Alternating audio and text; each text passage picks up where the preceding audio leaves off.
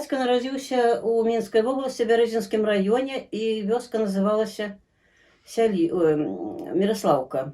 Яна, напэўна, да вайны называлася Бірацічы, і магчыма, гэта назва сведчыла пра вялікую беднасць людзей, таму што рака Берзіна працякае там. Гэта практычна ў раёне Барысава, але раён-то другі, раён Бярэзінскі, но ўсё роўна глебы пясчаныя і вельмі неўрадлівыя. Дык вось, бацька колькі жыў, ён заўсёды мяне папракаў, што я нейкая капрысная і нечага хачу такога, чаго ён не меў у дзяцінстве. А не меў ён ні такой ежы, такой надта смачнай, ні адзення. І хадзілі за 5 кіламетраў у эту школу. Школа называлася Сялібская, вёска Сяліб, это цэнтр іхнага сельсавету. Ну і не ведаю, як там атрымлівалася, у той час людзі, канешне, жылі інакш, але яны неяк ганарыліся. От я што заўважыла, яны шукалі, чым можна пахваліцца перад суседзямі. Ну, яны хваліліся, што сынок разумны расце, а сынок быў апошні, малодшы з 3 дзяцей. У дзеда з бабай, з бабуляй было 2 дачкі і бацька мой. Пачалася вайна другая сусветная, калі ён меў 14 гадоў, а на момант заканчэння ўжо 18. Бацька не памятае, як пачалася вайна. Магчыма, ён проста не расказваў. Памятае, але не расказваў.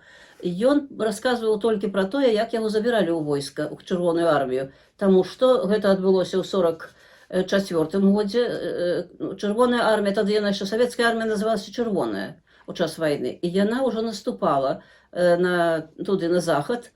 Ну і па дарозе ўсіх мабілізавалі тых, хто меў 18, хто атрымаў 18 гадоў. Ён таксама трапіў адразу, іх забіралі.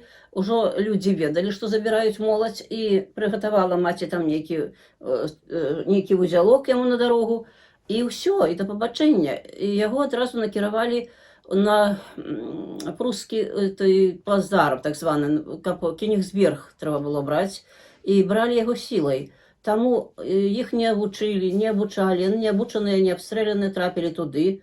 Не ведаю, з чым яны ў руках, ці з гранатай, ці з чым яны там ішлі ў атаку. Але, канешне, Кенігсберг быў узяты, а бацька атрымаў у гэтай бітве адразу ж раненне ў плячо, у правую лапатку. Я хачу сказаць, што праваяваў ён да гэтага 2 месяцы. То есть не адразу, не ў першы дзень, як кажуць, атрымаў гэтую рану. Але яна яго выратавала. Ён праваяваў 2 месяцы, і яго паклалі ў госпіталь. Лапатку гэту аднялі, ён застаўся інвалідам на ўсё астатняе жыццё. Многія ветэраны, я ведаю, не хочуць расказваць сваім дзецям, не хацелі расказваць сваім дзецям пра перажыванні вайны. І мой бацька таксама нічога нам не хацеў расказаць, ён толькі тут неяк як бы са злосцю такой казаў: не дай Бог, каб вы туды трапілі.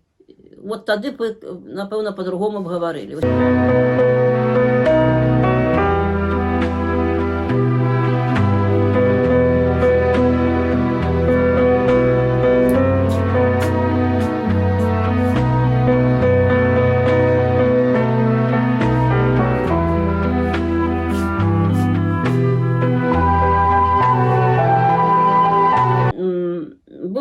Прыхільны да навукі, ён пашоў, вось, спачатку паступіў на юрыдычны факультэт універсітэта, як вярнуўся з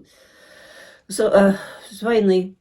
А потым ўсё-такі падумаў, што трэба ісці туды, дзе плацяць стыпендыю, бо там у універсітэце трэба было яшчэ даплочваць, а бацькі яго не маглі даплаціць. Вось, вучоба патрабавала даплаты.